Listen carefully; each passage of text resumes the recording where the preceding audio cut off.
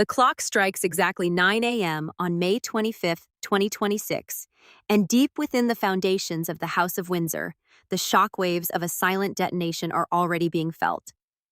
As London prepares for its upcoming summer celebrations, a chilling ultimatum has reportedly emerged from a luxury estate in Montecito, setting off a sequence of events that nobody, especially Meghan Markle, anticipated. Just 5 days earlier, on May 20th, the Duchess of Sussex allegedly delivered what insiders are now calling a final demand to Buckingham Palace. Her request was straightforward yet explosive: a formal public apology regarding the way she was treated during her short period as a working royal, and she wanted it issued before June's celebrations could begin. It was a risky move, a calculated attempt to reignite momentum behind her struggling lifestyle venture, American Riviera Orchard, which insiders say has struggled ever since the controversial Jordan PR episode earlier this year. But Meghan reportedly made one critical mistake. She expected the palace to react defensively. What she never saw coming was Sophie, Duchess of Edinburgh, stepping forward carrying something capable of delivering a devastating blow to the Sussex brand itself. Last Wednesday at precisely 2:15 p.m., an emergency meeting was called inside Buckingham Palace's historic room 1844, the same room where the late Queen once hosted presidents and world leaders. Sources described the atmosphere as absolutely frozen. King Charles attended, accompanied by senior advisors, but the individual leading the presentation was neither a legal expert nor a communications strategist. It was Sophie. She didn't enter with diplomacy, smiles, or peace offerings. Instead, she reportedly walked in carrying a thick red leather folder, one that insiders claim contains the documented collapse of the Sussex financial framework. And according to reports, the material inside was devastating. Contained within that red folder was said to be a detailed audit reviewing recent filings connected to the Archwell Foundation. The findings allegedly highlighted serious inconsistencies in financial allocations, discrepancies now believed to have attracted the attention of two organizations few would ever want watching closely: the United States Internal Revenue Service and the United Kingdom Charity Commission. Sources close to palace discussions claim Sophie's briefing to the king was calm, direct, and almost clinical in delivery. Her message reportedly centered on one idea: silence was no longer an option because the numbers simply no longer made sense. She allegedly outlined concerns that certain personal expenses had been routed through charitable structures to sustain a luxury brand struggling to survive, a move that under international tax regulations could immediately trigger serious scrutiny. According to whispers among palace insiders, Sophie quietly remarked that accountability becomes difficult for people accustomed only to hearing praise. And that's where everything changes. This is no longer a story centered on damaged feelings or streaming documentaries. This is now about legal consequences. If this escalation surprises you as much as it reportedly shocked royal aides, hit the like button and subscribe because we're following every twist in this timeline as events continue developing this morning. The operation behind Sophie's red folder reportedly unfolded with near-surgical precision. Step 1 involved quietly collecting public and private financial records over a 2-year period. Step 2 activated the moment Meghan issued her May 20th demand, a move the palace allegedly interpreted as breaking an unofficial truce. Now comes Step 3, transferring those documents into the hands of regulatory authorities. And that changes everything. By bringing organizations like the IRS and Charity Commission into the picture, Sophie reportedly removed the issue from royal discretion entirely. This is no longer family business. Now it becomes federal business. For years, Sophie occupied the role of the dependable figure operating quietly behind the scenes, while Meghan commanded headlines across the globe. But by May 25, 2026, that balance appears completely reversed. For 2 decades, Sophie quietly studied the machinery of the monarchy, and now, insiders claim, she has used that very machinery to bring Sussex ambitions to a standstill. While Meghan waits for an apology, Sophie is reportedly waiting for something else entirely: a signature. One attached to a recommendation seeking the formal removal of the Duke and Duchess titles over reputational harm to the crown. Before we continue into the next chapter of this unfolding situation, I want your opinion in the comments below. Was Meghan's May 20th ultimatum the biggest miscalculation of her career? Or has Sophie crossed the line and become too aggressive? Comment Team Sophie or Team Meghan below, because the stakes have never felt higher. And as June celebrations move closer by the hour, that red folder reportedly remains open on the king's desk. Sophie is no longer simply defending the institution. She has become its chief enforcer. And according to insiders, this may only be the beginning. Stay with us, because the real contents of that folder may soon come into focus. But to understand why that red folder carries such weight, we need to examine the trail of events, victories, and damage accumulated over the past 8 years. Because this was never a random collision. This is a carefully constructed timeline, one woman steadily building a fortress through service, while another gradually dismantled her own structure piece by piece. And the tension between them began long before the world ever noticed. The story arguably began on May 19, 2018, inside Windsor Castle. Just 2 hours before the royal wedding ceremony was set to begin, Sophie reportedly made one final attempt at mentorship behind closed doors. According to Palace Whispers, she offered to become Meghan's shield against the relentless and often brutal machinery of the British press. But the answer reportedly came back cold.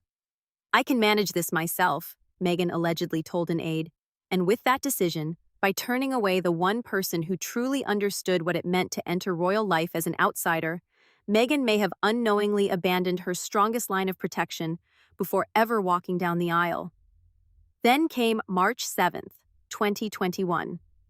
The world was still reacting to the now infamous Oprah interview, a televised event many viewed as an open attack on the institution Meghan had once joined. Headlines exploded, accusations dominated the news cycle, narratives of betrayal consumed global media. But while the world watched the firestorm unfold, Sophie reportedly delivered one of the most effective responses in modern royal memory using only 4 words. "Oprah? What interview?" It became a masterclass in strategic dismissal. This marked the official beginning of what insiders later described as the gray rock strategy. Sophie didn't fight the controversy. She did something far more powerful. She denied its significance. By refusing to engage, she quietly sent a message throughout the royal household. The Sussex narrative would not hold power within palace walls, and from that point forward, the balance of influence began shifting permanently. That shift became unmistakable on September 19, 2022. Beneath the towering arches of Westminster Abbey, during the funeral service of the late Queen, cameras searched for moments of visible grief and headline-making emotion. Instead, they captured something far more enduring. Sophie, with her arm wrapped around a grieving 9-year-old Prince George. No script, no staging, just a silent moment that carried enormous weight. Within a single image, Sophie's role appeared transformed. To many observers, she had become the late Queen's symbolic second daughter and an emotional pillar of the monarchy's next era.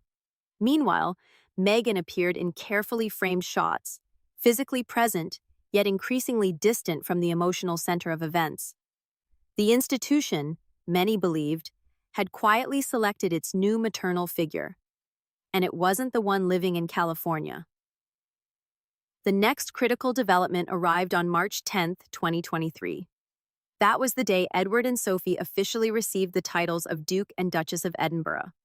And behind the ceremony itself, insiders saw something much bigger unfolding. Because by inheriting a title once associated with Queen Elizabeth and Prince Philip, Sophie moved higher within the rigid hierarchy of royal order. And that shift carried consequences. And with that, what remained of their perceived royal influence on the international stage began to fade. Which brings us directly to today, May 25, 2026. While reports suggest the Sussex camp is now scrambling to respond to the allegations linked to Sophie's red folder, Sophie herself is said to be preparing for the release of private journals from her recent Ukraine mission. And the timing feels almost surgically precise. On one side stands controversy, financial questions, uninvited appearances, and growing scrutiny. On the other stands a senior royal participating in diplomacy inside an active conflict zone. The contrast is almost impossible to ignore. But as London wakes this morning, another rumor has reportedly begun circulating through Buckingham Palace corridors. If Jordan was merely the spark, then what exactly exists inside Sophie's journals that could suddenly make the Sussex controversy seem minor by comparison? Because to understand the true significance of that red folder, we have to move beyond tabloid headlines and into something far more powerful: the cold and immovable logic of the British constitutional system. Insiders reportedly call it the authority staircase, a ceremonial and legal structure Meghan Markle allegedly believed could be bypassed through modern celebrity influence. But by May 25, 2026, that machinery appears to have caught up. The event that accelerated everything was reportedly the diplomatic controversy in Amman, Jordan, earlier this year. While Meghan framed the trip as humanitarian outreach, government officials allegedly viewed it through a very different lens. An internal Foreign Commonwealth and Development Office memorandum, identified as document UKJR 2026X, reportedly surfaced during palace briefings. And according to those familiar with it, the message was direct. At no stage, officials allegedly stated, had the Duchess of Sussex been authorized to represent either the Crown or the interests of the United Kingdom during her Jordan appearance. And this reaches beyond personal disputes.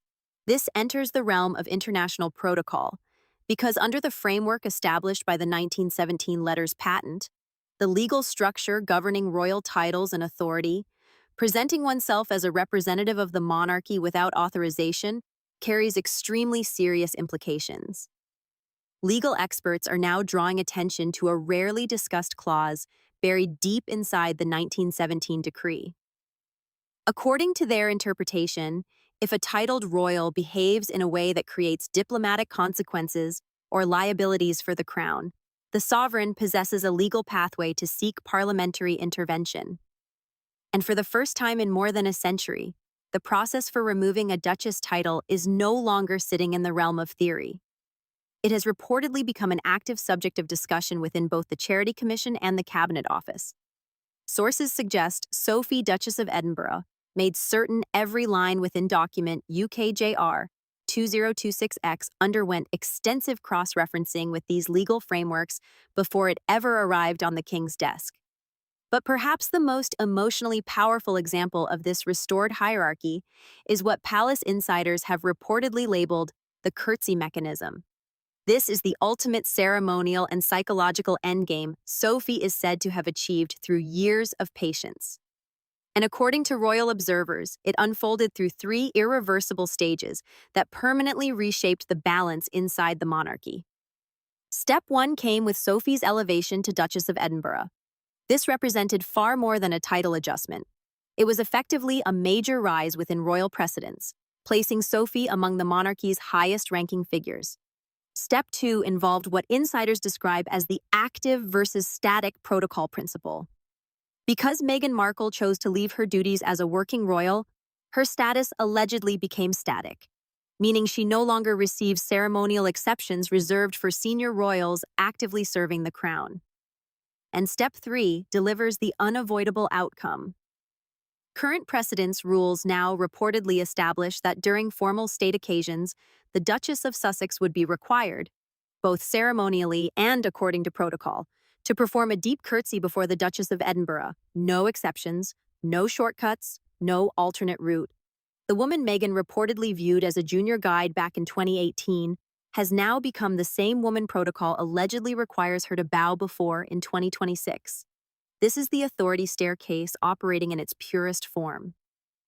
While Meghan focused on cameras and media optics, Sophie quietly studied the mechanics of the institution itself. And as June celebrations move closer, the question is no longer simply whether Meghan will attend. The bigger question may be whether she can withstand the reality of this transformed hierarchy unfolding in public view. Yet despite the intensity of the diplomatic consequences, insiders claim those developments barely compare to the deeply personal revelations hidden within the final pages of Sophie's red folder. Because according to sources, one specific detail involving a private exchange connected to the Queen's funeral has never been publicly discussed before. And it completely reshapes what people thought happened during that mysterious 15-minute car ride. Now, as the countdown toward June continues, another striking contrast has begun emerging: the difference between performing royal duty and promoting royal duty. Earlier this month, during a public event in May 2026, Meghan Markle appeared before a group of children and made a statement that immediately caught attention. She reportedly described herself as one of the most bullied people in the world. Delivered with calm confidence, analysts suggest the remark reflected what critics call the transactional victimhood strategy, a framework dependent upon a continuing narrative of grievances in order to maintain public engagement.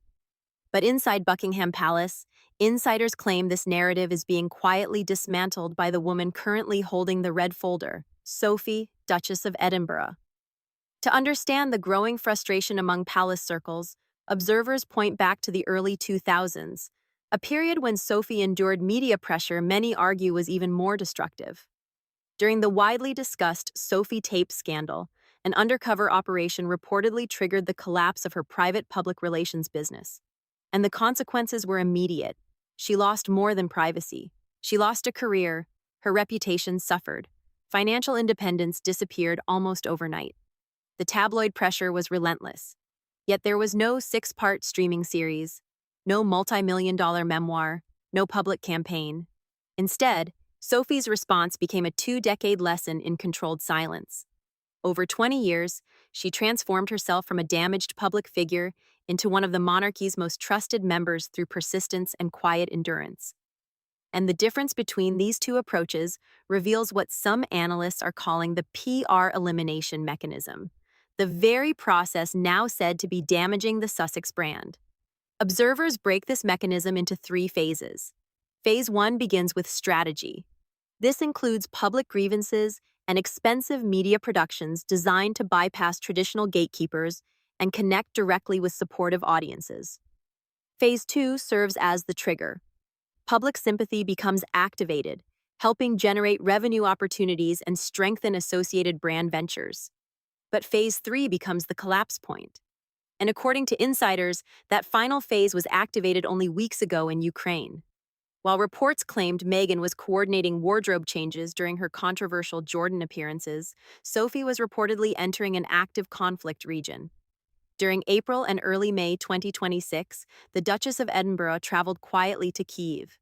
No magazine exclusives, no staged production teams, no stylists, no spotlight. Instead, Sophie reportedly spent time sitting with survivors of war, listening more than speaking.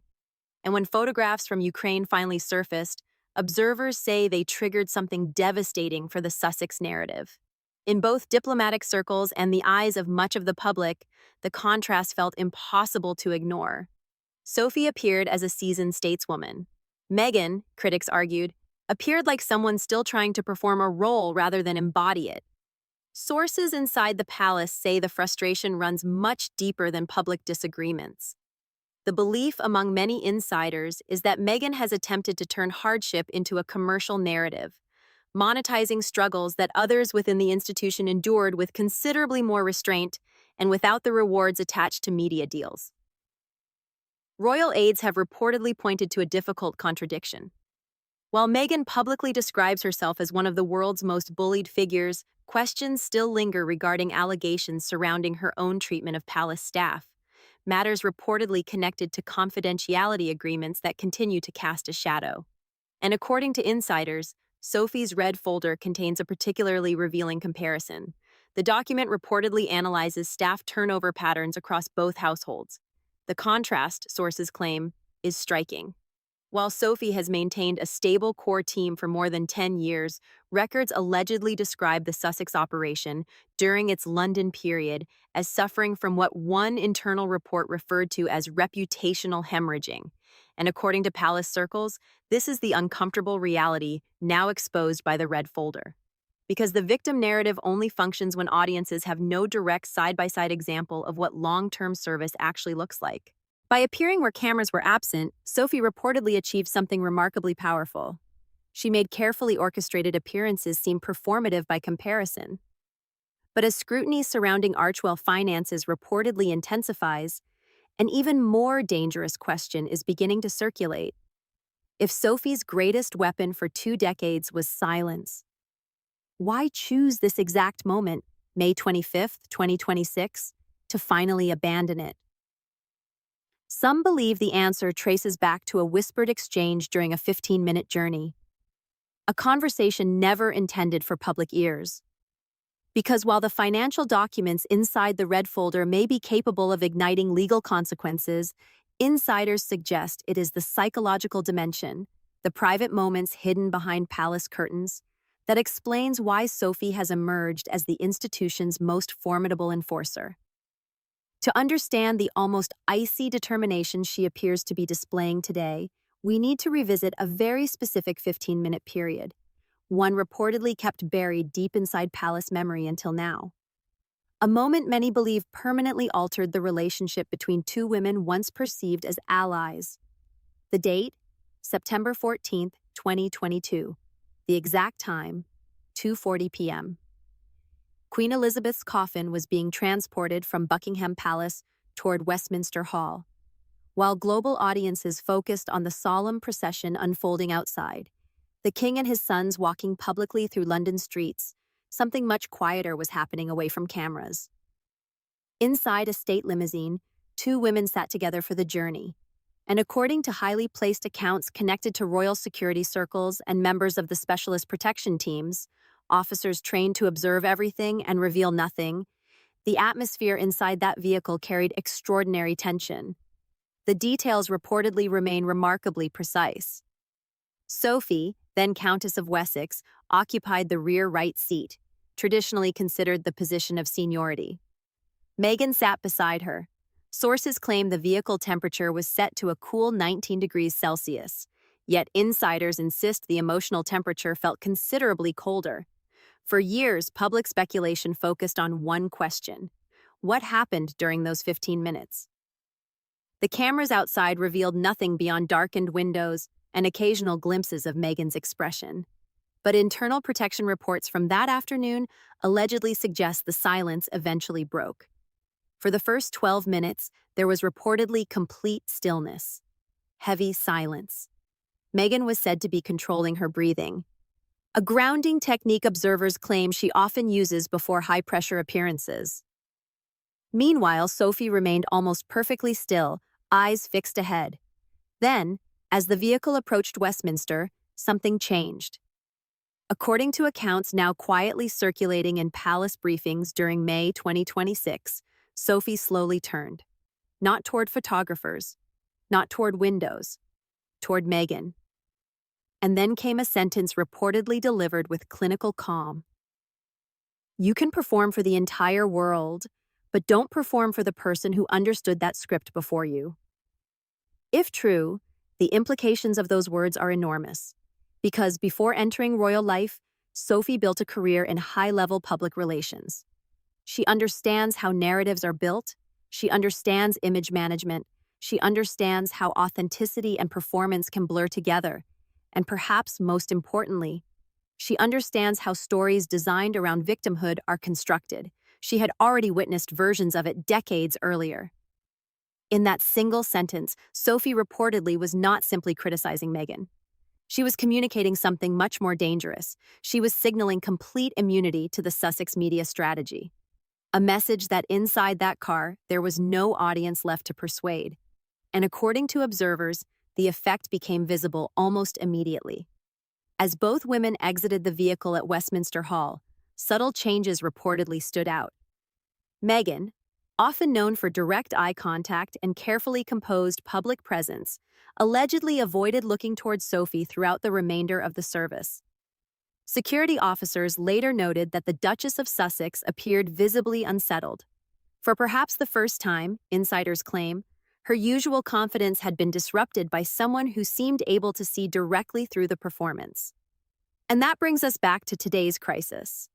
Because many now view that 15-minute ride as the moment reality finally anchored itself. The point where Sophie decided that if Meghan intended to use narrative as a tool against the institution, she would eventually respond with something stronger: facts.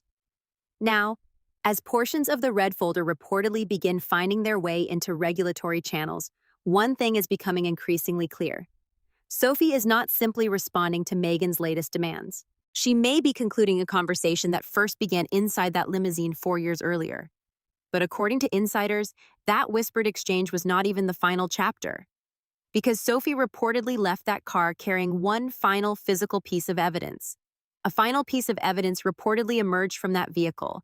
Something insiders claim proves Meghan's May 20th ultimatum may have been a trap that ultimately closed around the very person who designed it.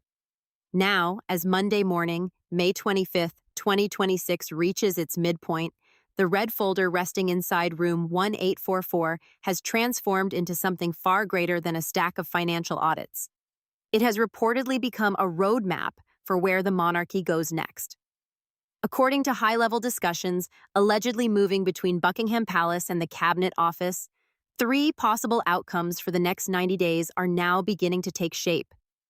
And if current projections are accurate, the Sussex era may be approaching its final legal chapter. The first scenario, and by far the most likely, has already earned a name among analysts: the Sussex Clause. Current estimates reportedly place its probability at roughly 70%. Under this outcome, Parliament could potentially fast-track legislation targeted for an August 2026 vote. Following the diplomatic fallout connected to the Jordan controversy earlier this year, insiders suggest the Foreign, Commonwealth and Development Office has quietly begun seeking a more permanent resolution. Should this path unfold, it would reportedly result in the formal removal of the Duke and Duchess titles, returning Meghan to private citizen status under the name Meghan Markle. Sources claim Sophie's red folder contains the reputational framework and supporting evidence necessary to persuade parliamentary committees that such action serves the broader national interest. The second possibility represents a middle ground, though one carrying its own consequences. This version involves a permanent divide within the family structure itself. Under this scenario, Prince Harry would allegedly return to Britain independently in hopes of rebuilding damaged relationships, while Meghan remained in California overseeing what remains of her lifestyle business efforts. Yet perhaps the most surprising element of this projection involves Sophie herself. According to high-level whispers, should Harry eventually return, Sophie, Duchess of Edinburgh, could reportedly assume an unofficial mentoring role connected to the Sussex children's education and royal integration within the United Kingdom. If true, the symbolism would be staggering, because it would place the next chapter of the Sussex legacy under the influence of the very woman Meghan allegedly once attempted to sideline. Then comes Scenario 3. Inside palace circles, some have reportedly nicknamed it the impossible outcome. This version imagines a complete palace apology followed by Meghan's return to senior royal status. At present, analysts reportedly assign this possibility a microscopic 0.1% chance. And according to insiders, the reasoning is straightforward. Through her actions in Ukraine and her methodical collection of financial records, Sophie appears to have delivered one unmistakable message: the institution has already moved forward. There is no remaining space for a model that prioritizes celebrity over duty. But before this investigation closes, one final visual clue from Sophie's Ukraine visit earlier this month has reportedly triggered intense interest among jewelry historians and royal experts. Because hidden in plain sight is a detail many viewers missed entirely. In high-resolution photographs showing Sophie meeting with President Zelensky, observers noticed a rare pearl and diamond brooch resting on her left lapel. To casual viewers, it appeared to be little more than another royal accessory. But according to those familiar with the hidden history of the royal collection, that brooch may represent something far more significant. Because insiders claim it is the exact same piece Queen Elizabeth had allegedly intended as a wedding gift for Meghan Markle back in 2018. A gift reportedly withdrawn and returned to royal storage after tensions at Windsor escalated. And suddenly new questions emerge. Why has that brooch reappeared now? Why was it removed from the vault at this exact moment? And perhaps most importantly, what does its appearance suggest about ownership and control surrounding the late Queen's private estate? According to Palace Whispers, the answers lead toward a hidden legal struggle quietly referred to behind closed doors as The Inheritance War. An insider suggests the documents inside Sophie's red folder are merely the opening chapter, because this story is reportedly changing hour by hour. If you want the complete breakdown surrounding the inheritance battle and the alleged secret recordings connected to the Ukraine mission, make sure you return tomorrow at exactly 2000 hours. That's when our next exclusive investigation drops. The Inheritance War. Why Meghan lost the crown jewels. Make sure you hit subscribe right now and turn on notifications so you don't miss the premiere. And if you noticed that visual clue hidden in the footage, leave a comment below with the letters BR. Your support keeps this investigative series moving forward. Thank you for reading, stay informed, and we'll see you back here for the final revelation. Stay tuned.